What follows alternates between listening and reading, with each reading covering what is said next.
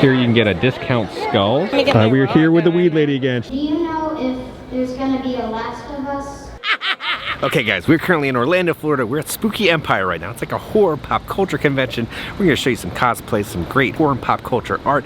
And at the end of the day, there's a Halloween Horror Nights panel. It's gonna be kind of like the women of Halloween Horror Nights talking about all things HHN. So I'm excited to like cover that panel. I'm gonna film it all for you. Let's enjoy the strange day that's about to happen. I always love all the crazy stuff you'll see in the parking lot. We got some teeth around Michael Myers. Love this Jeep. They got Slimer from the cartoon show. Symbol on the back. Even right here, you have Slimer. That is great. This is my face every time I have to go on I-4 here in Florida. They have a giant Frankenstein inflatable outside. They got a chopper out here. Great artwork on it, but look, the drag you love. Little dragster. It's a coffin. I don't know how you can drive that, but pretty cool. How do you pass the time in between the spooky season? Well, I just grab my cauldron and I light a fire under it and I just throw in kids and I have a good old spooky time. I have a little party.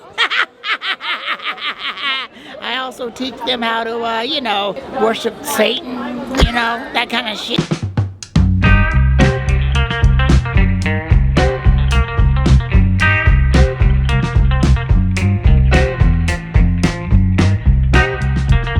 So this is the exclusive tiki creature right there. It actually has the 20 Spooky Empire on the bottom. The shrunken monkey entering in. I hear rock music. Let's see what craziness is happening on the show floor. This is Goods from the Grave, and I like these little like spooky Furbies. We even have some Stranger Things Furbies. I wish Furbies like came back and they did like collabs like this. Here we have a coven of Furbies. Just look at all of them. One of my favorite booths here, one of my favorite miniature artists. So I started a series of theme park ride vehicles based on Universal attractions. Back to the Future Time Machine ride vehicle. Gringotts is coming soon, and then the Jaws ride vehicle, the Amity Boat Tours boat. If you have the little boat here and you put it on the Jaws diorama, you got a full display. So the keychains, based on old attractions, Horror Nights.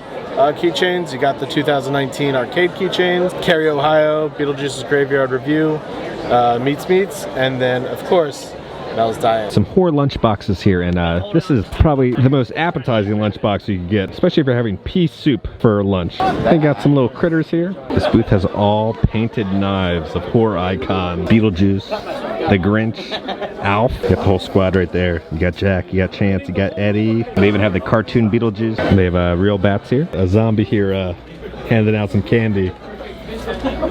Thank you, zombie. The magic mushroom booth is back. You can get a protein cookie with 1,000 milligrams of THC. You are not moving from that couch for months if you eat that. If you show up at a party with this, you're gonna make the scene. 1,000 milligrams, it's stuffed with cake.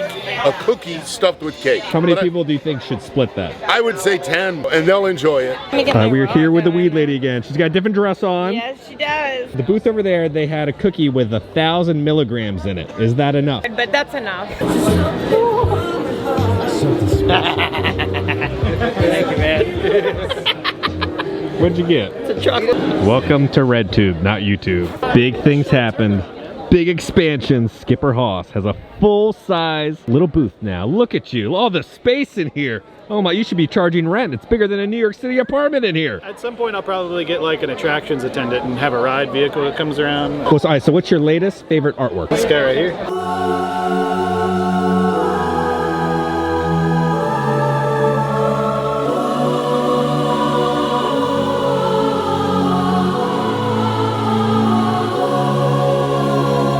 They do have some concessions here, but this is the saddest looking pizza I've ever seen. It's like full on Chuck E. Cheese. It's like a mishmash of Frankenstein pizzas put together. They have a Hollow Scream SeaWorld section here. You can take a picture. You're a large fella and you seem very small. Very small. This booth has mini horror pinatas for $25. I like creature drinking, but also I think my favorite one is a Hatbox Walt. It's a bunch of lounge flies I've never seen. I love this one. It's a Pizza Planet Mega Gulp Cup. Why don't they have a souvenir cup of this at Disneyland? And then we have a matching backpack right there. When you move, the doors open a little bit. We have an Indiana Jones one with a matching fertility idol little coin purse. They have the new Jurassic Park lounge fly for the 30th anniversary. We got Candyman right there, Freddy Krueger, Leatherface. We take some free pussy? We got a little green cat. There we go. Glow in the dark. We got some bag tags, a little booty. That's what's happening right there. And we got some little keychains. over here.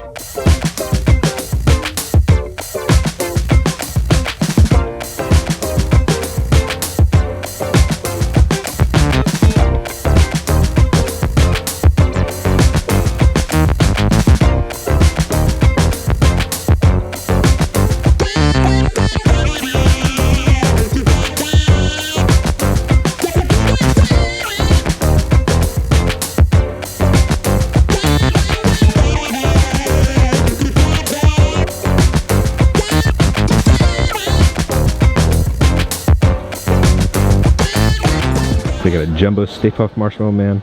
They got the little mini puffs lighting each other on fire. Poor little mini puffs, but this one is really cool from Pirates of the Caribbean. Now, as you know, the Halloween t-shirt company supplies a lot of the stuff for the All Hallows Eve boutique. Now, I showed off these, but Universal Studios has not gotten this one yet. This one's pretty cool, right? So it's the drive-in Dracula now showing. Dracula's drinking his little slurpee of blood. Got a real little tarantula here. I'm digging this Goosebumps hat. You remember that cover, man? The covers for the Goosebumps book were burned into everybody's memory as a kid. Here you can get a discount skull. Really need a skull. They got some discounted real coyote skull. They're selling raccoon middle fingers. I guess this is what happened to Rocket. Love these Jaws barrels, little tiki mug, Killer Clown's cotton candy ornaments. All these wanted posters, wanted dead or alive. Luke Skywalker, Freddy Krueger, wanted Han Solo. And now they do have a bar here. They have the blood tie or the red rum. They got a bunch of merchandise here. Now the big thing is this new tiki mug of creatures. Bunch of posters of Godzilla, Hocus Pocus. I like this shirt. It's a whole big battle happening at Universal Studios with Godzilla, Spooky Empire,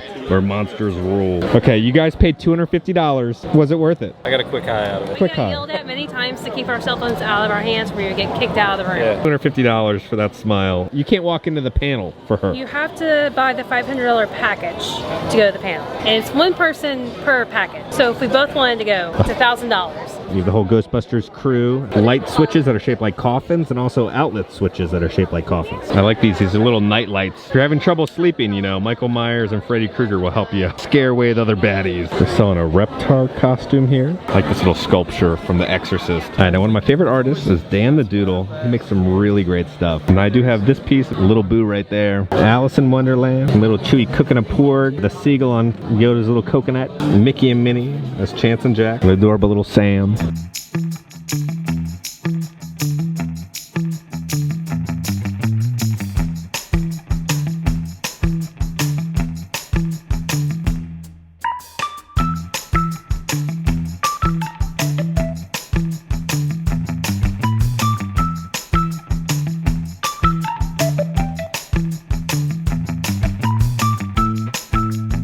These custom painted gnomes. These are made to look like old vintage Halloween, you know, paper decorations. You got Michael Myers. Han did shoot first. I like this artwork of the Stay Puft Marshmallow Man. Next to Casper is a little Sam Loungefly. Things are getting spooky.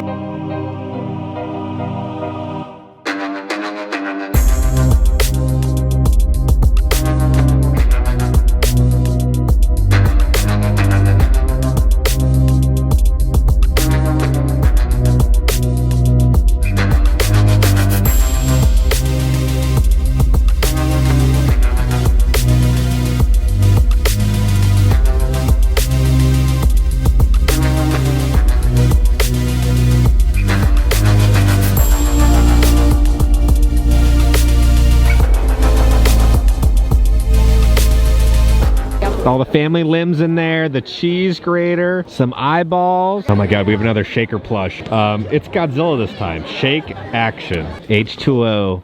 Halloween. I don't know. I never saw the movie. You're pretty close. That definitely happens in H2O Halloween. Do you have a scuba tank on the back? Is that You are committed. I could not be carrying that sucker around.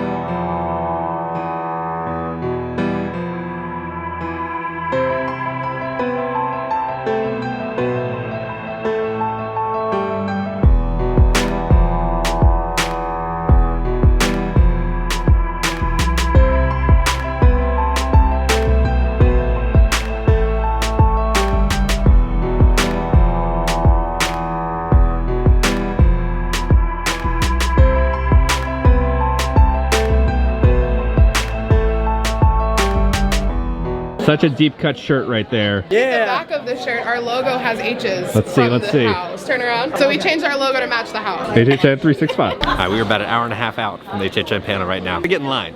Apparently there's a long line. All right, they have us all in a hallway right now. We're at a dilemma. You boys gotta go to the bathroom. Not allowing anybody to go to the bathroom right now. You cannot leave the line, cannot go get food. You are stuck here in line and you cannot leave the panel once you're in there, which is an hour-long panel. So I have to hold it. It's gonna be a Avatar 2 scenario right here. And in times of need, I bust out my card. They couldn't stop me. They legally cannot stop me. So I was able to go. All right, we're heading in. There's movement. Let's head to the front. All right, not too bad. Got a shot of the screen for you guys. End of the stage. I'm going to introduce you guys to your moderator. She is the director of scenic design, ladies and gentlemen. She is the one and only.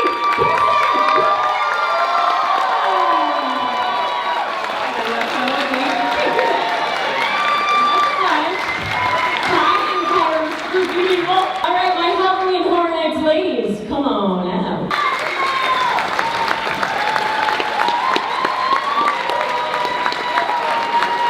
I can't tell you what it means to us to have this panel be about the women of horror nights.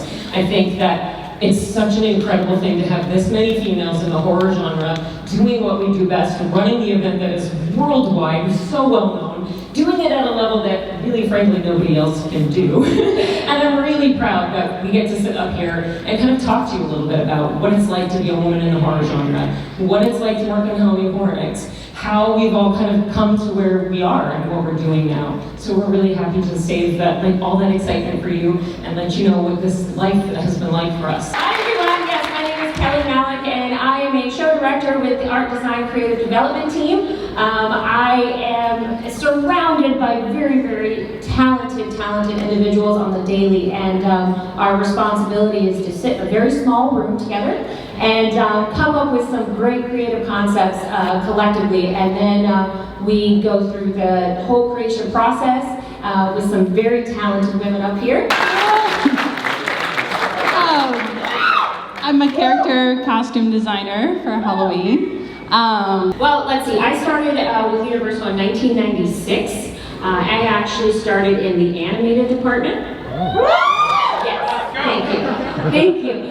But yes, I started 1997. I was cast into the Bill and Ted show, and from there, Bill and Ted. From there, I just got the bug, and I had to be a part of it in any capacity I could. I was then joined Laura Sauls, which you may remember. I definitely joined forces on Laura's team, and from there just really started to blossom into this horror genre, and being a part of this panel of women and the event as a whole has been just a blessing. And it's exciting every day to come into work, so. A little different path. I started in film and television, did television commercials and TV pilots that no one ever saw for many years. And just picked up a fun little summer gig doing Halloween and Christmas, and then all of a sudden, 15 years later, I couldn't be having more fun and being more surrounded by great people. Just thankful for this event and being able to flourish with it. I was always curious, how does that work? How do we do it? How do they do it? I have a background in theater. I did theater all through high school and college. I told my parents I'm going to be an art major, and they went, what? And I went, no, trust me, I got it. I actually grew up in Orlando though, so I think the first time I went to Halloween Horror Nights I was about 15 and was pretty much obsessed since then. But then I moved to New York, worked off Broadway, worked in some films, some TV, a little bit of literally everything you could do.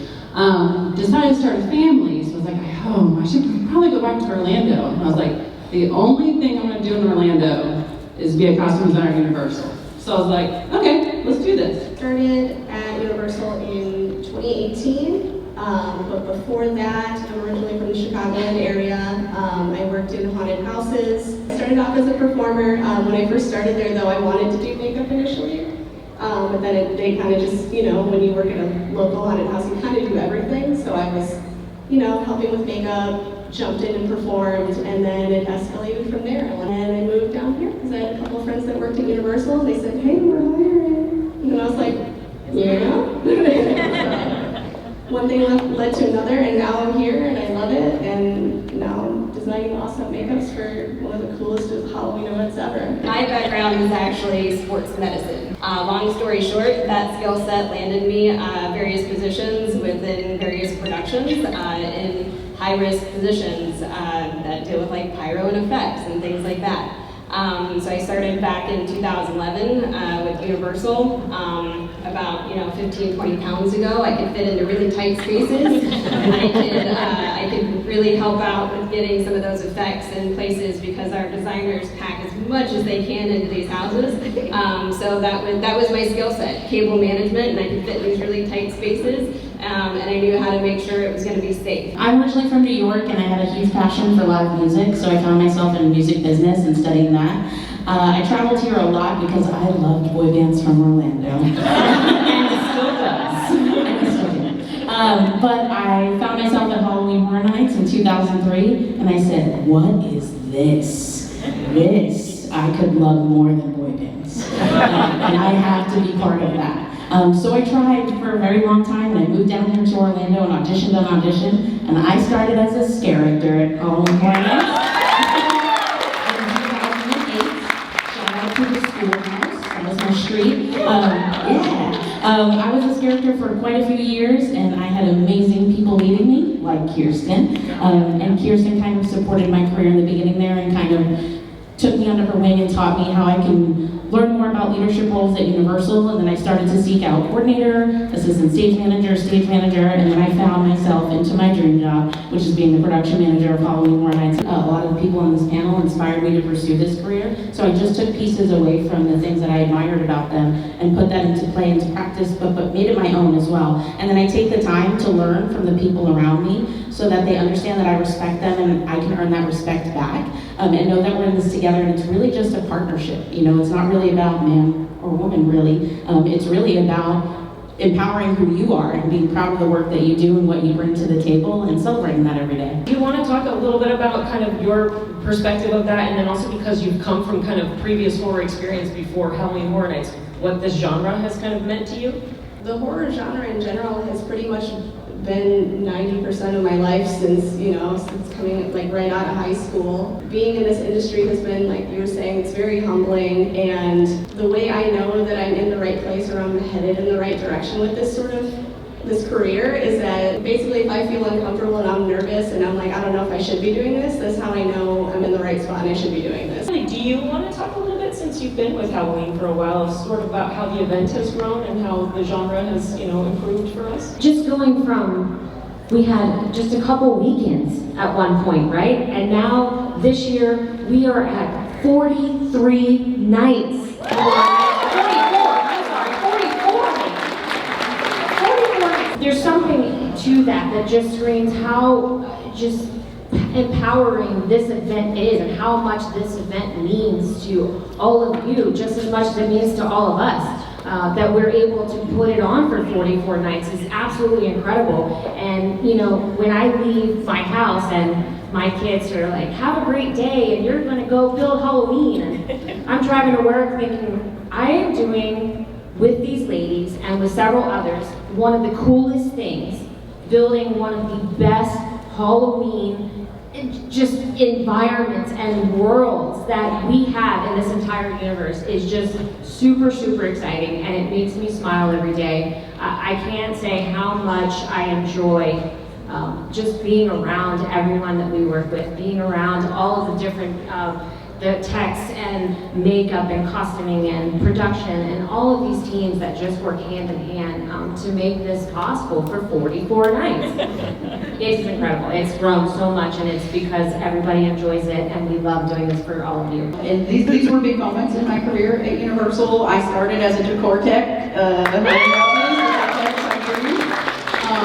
and I got a big break of bringing you guys the 25th anniversary Jack Show.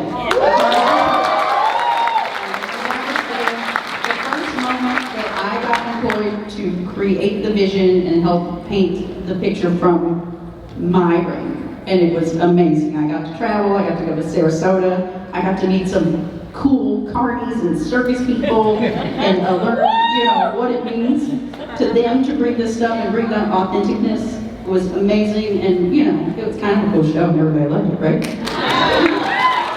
my second thing, the next following year, I got to decorate our first 10th house. We had 9 houses for many years, and then the 10th house came up, and our staff said, oh no, that's too many. And then I came in and I got to decorate that 10th house, so covered Seeds of Extinction.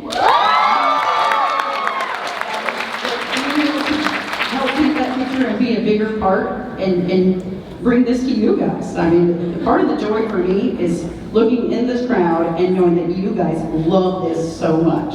Like, I get to do something that everyone's going to love and they're going to appreciate, and that's what makes it all work. Last year, I was an art supervisor under Jane Wymore, who was come before us. She taught me everything I could ever need or know. She prepared me very well for this job. And I'm out in the field with her, and sometimes, like, people get crazy ideas. And you look at them and you go, are you okay? Seriously? So last year, one of our most successful streets ever in Hollywood was the Graveyard. Now, I remember Jane Wymore, my art manager at the time, going, we need branches. We need a lot of branches. And I'm like, branches? What? So we go to landscaping, we say, hey, we need your trimmings. We need branches. Start collecting branches. And they're like, where do you want us to put them? And she's like, pile them up. Just pile them up. So we go out there one day to look at the pile, and the pile was pretty big. And she goes, we need more. Are you sure? Like, we need more branches. I'm like, okay. So we get more branches. So install comes, and that night I have the team, and I'm like, branches everywhere. Everyone covered every surface with a branch. So towards the end of the night, I'm like, okay, we're looking good. Jane comes out and she goes, we need more branches. And I'm like, Jesus, woman, branches. Okay, so next night, spent a whole other night doing branches. At the end of the night, she goes, I think we need a few more. And I'm like, oh my God, woman, like, you were crazy. And sure enough, we needed more branches. And she was right. And she just had this eye, and she just knew. And sure enough, I thought my team was like done with branches. They were like, we're done. And we were done. Jane said we were done, and it came out amazing. It was one of the best streets we've ever had. The Hollywood zone that was like botched plastic surgery. I was able to do several designs for that, and the best part about it is we were just in a room, we're like, what is the grossest stuff we can come up with? So I was like, okay, how about intestines outside on a cape and it's all inside lining of a stomach? And everyone's like, yeah. Why would I even be like, yeah? But that's our group, you know? And then it was like muscle corset with the neck coming out, and then it was a hat with hands all over and their fingers sticking out, and it was like, perfect. So, I mean, that was so much fun to do because we could literally be like, this, yeah, okay. And it looked so gross, but also somehow like high fashion model-esque too, so like the clothing could be great, but also blood everywhere. Those are like my favorite things to do. Last year was actually my first time being the production manager on Halloween Horror Nights, so I have to use something from that year. So I'm going to use Dead Man's Pier Winner's Lake.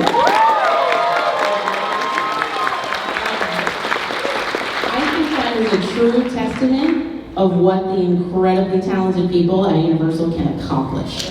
It really, really showed off every little piece of what can be done. There was so much integration between tech and a costume and makeup team. Everything down to the tiniest little barnacle or piece of decor in each room. It was so period correct. It just really filled the space. If you looked in the little tiny details, the fish that were all around, and the fish smell, and it just really flexed every single muscle. You know, it was raining in a house. Come on. It was just the coolest thing to be part of, and just to see it go from a design on a paper to seeing it live in that space and be so magnificent and so wonderful, and hearing people's reaction when they walked in for the first time was just so incredible. And every time you just learn something new about it, so that's my favorite for sure. What is important to us as women in this industry and helping Halloween Horror Nights be what it is? What do we think that the positive impact is of having so many strong women involved in this and making Halloween happen? Thoughts? So we were actually just talking about this right before we came on stage, and we said, every single one of these ladies up here, I know who to go to if I need something. If I need money, hey Nicolette, I need money. Kelly, what do you want this performer to do? How do you want them to look? You know, hey, Melissa, this vendor, they won't listen to me. Melissa's like, don't you worry. But again, each one of us, like I know if I'm in the field and I'm like, oh, I need help. Okay, I can go to this person, I can literally go to any one of them up here and know who to go to. And it's empowering to know that we're the people that make this happen. So Halloween brings out the best in all of us, right? I see it out there. I mean, those of you dressed up and looking amazing and getting to become who you truly are on the inside, on the outside, which I know we all love to do that on Halloween night, right? It's why Halloween is such an amazing holiday. But for us, it's a lifestyle, and we get to carry that with us. And while the world is becoming much more accepting to those things now, which is amazing, and we got progress to make, I think here at Universal Orlando and what we do with Halloween is such a great example of that, of putting a platform out there for people to be who they are and represent who they are on the inside, on the outside, and kind of express those spooky, creepy, scary, yelly, whatever it is that you have in there that you can't really do in your day job. Or, you know, we have people that perform for us that are, you know, work at NASA as rocket scientists, and we've got grandmothers, and we've got students that are going to school during the day and then working 8 hours with us overnight and sleeping for 2 hours and doing it again. So, you know, I just think that what we do as women in this industry is just as important as what we do as people in this industry, and what Halloween is able to bring to, you know, the world at large. I think it's really cool, and we're all very grateful to be a part of that. So as management teams, we get these cool polos, and they say Halloween Horror Nights staff on the sleeve. So we learned after years of these polos that we need to put that on this side, because when you go through the McDonald's at 2 in the morning after your show, they see that and they really want to ask you questions about what you do, and you just want to eat your cheeseburger and get some sleep. So the question I will pose to you ladies is, what are some of the conversations that have come up for you when people find out that this is what you do? The first question is usually, when do you start? Right now. And they're always very surprised when in December I'm like, we've been starting. That's fair, that's fair. One of the coolest moments I've had in my career, I was actually downtown at a bar and sitting there unprompted, some gentleman beside me started talking about how much he enjoyed going to Halloween with his son. They've been doing it for years, and it was the one time of the year that they knew they were going to get together, they were going to have fun, and it was so important to their relationship that it was just one of those moments where you're like, oh yeah, that's why I do this. Do you know if there's going to be a Last of Us?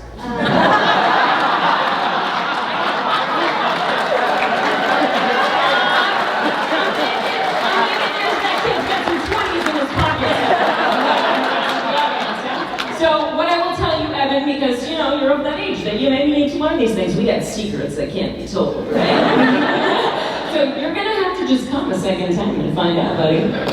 We got chocolate for you, though. We got chocolate.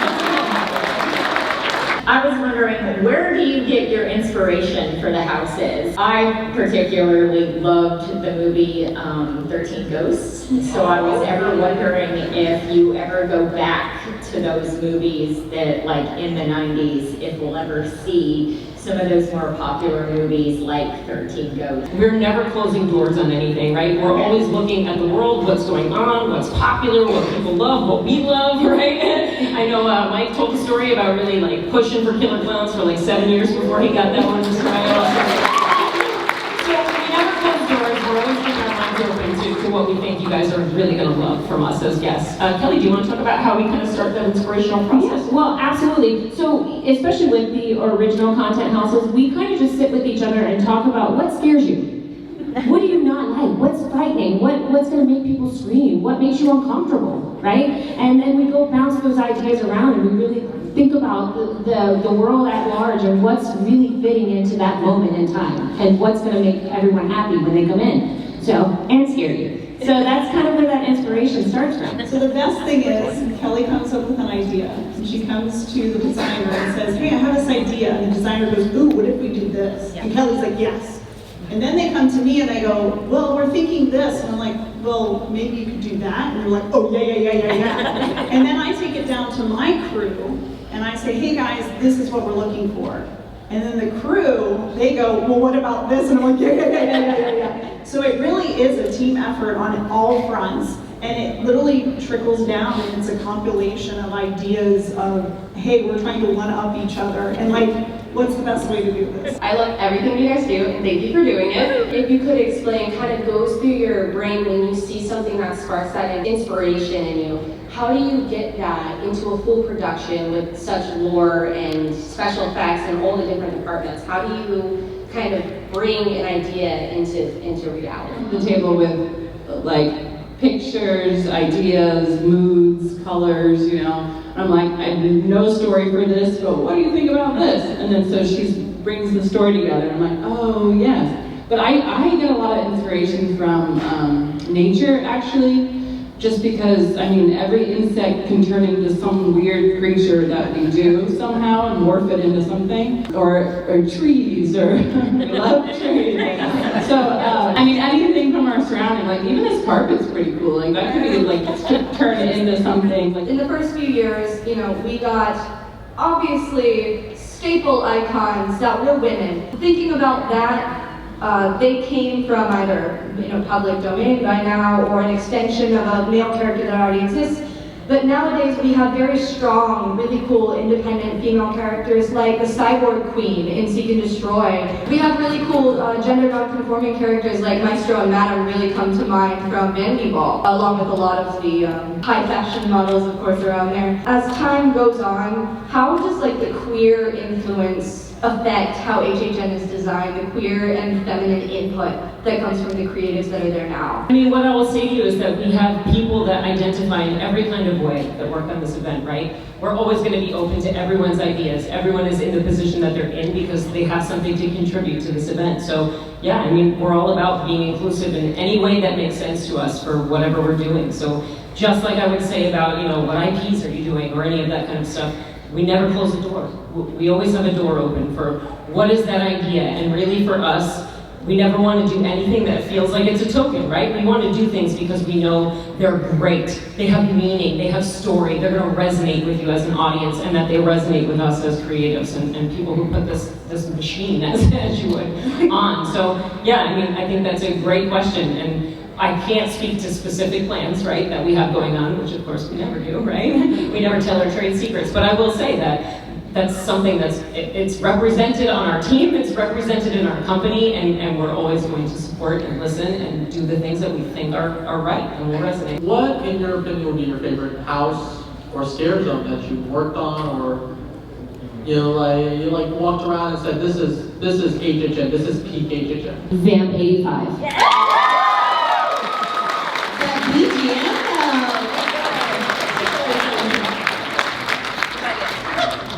Everybody knows I love my Jack show. Vanity Ball. To bounce off Vamp 85, I did love that street zone, and when I was a makeup artist, I think it was my first or my second year, I absolutely went out and like just watched the performers and listening to the music and just absolutely vibing. I was like, this is great. But as far as ones that I've like directly worked on, Wicked Girls. Coming from an effects background, I'd have to say that probably working with Fuel Girls that first year. Dead Man's Pier Winner's Wake from my house. From my street, I'm going to say Schoolhouse for nostalgic reasons.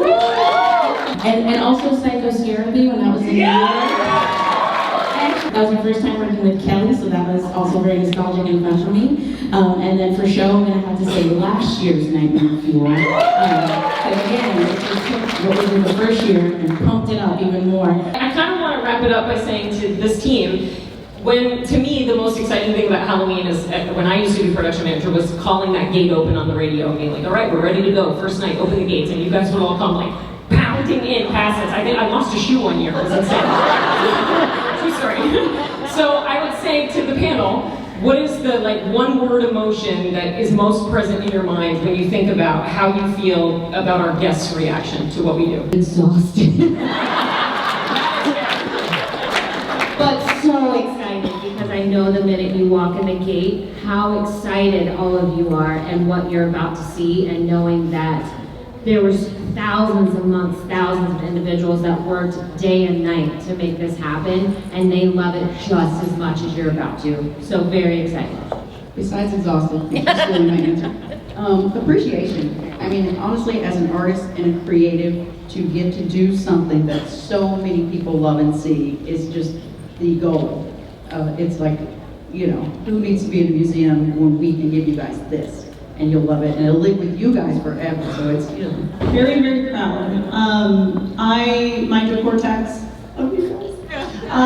they are my team. They do the grunt work. And I'm out there saying, put that there, put that there, put that there. I used to be in their spot. And it's hard work. It's sweaty, it's dirty, it's nasty, it's all of the above. But I'm very, very proud of that. And because in the end, on that very last night, we're done with install, and I take a ride on the golf cart, and I take a ride around one loop around the whole park, and I'm like, wow, we did this. It's awesome. I would probably say humble, especially because I just do what I do because I love to do what I do, love to draw, love to sew, love to create. But the fact that I can see how much you guys love it just makes me like, relief. We work all year for this, and then the gates open and everyone's in, and then, you know, my face hurts from smiling. I'm so excited, and then you finally get that like exhale, and you're like, all right, we're good, it's open. And now that moment of enjoying it, right? Yeah. So much hard work. Accomplishment, I mean, literally within 15 seconds, you're like on this roller coaster of, oh my God, we did it, guys. Let's go get Christmas. Like, Love you so much. Thank you so much. Keep being fans of us. Keep talking to us. Keep telling us what you love. We're always looking at the socials and seeing what everybody's all about. It's one of our favorite things. Okay, now guys, we are back at home. I had such a blast at Spooky Empire. I will say Saturday was kind of a madhouse. There was no parking. I had to park like a mile away, so I would not suggest going on a Saturday early in the morning. Too busy. But I hope you guys enjoyed the Halloween Horror Nights panel, right? Hearing the creative team kind of talk about some of their stories and how they got to where they are within the company, and just like being able to connect faces with projects. That's why I love when Universal Creative does these panels at different conventions and everything, so you can kind of connect the faces with the projects, so you can kind of like appreciate it more, to be like, oh, that person probably worked on that project, and that person worked on that project, and kind of hearing their evolution throughout the Universal company. It just shows that there's a lot of movement within Universal Studios where you can kind of like follow your dreams and passion to get to that dream job that you want to do. So guys, if you enjoyed this video, make sure to hit that like button. If you have not already, hit the subscribe button. Join the family. I love the family. Because I'm going to keep you up to date on all things Universal Studios and Halloween Horror Nights around the country. I love you all, and I'll see y'all very soon.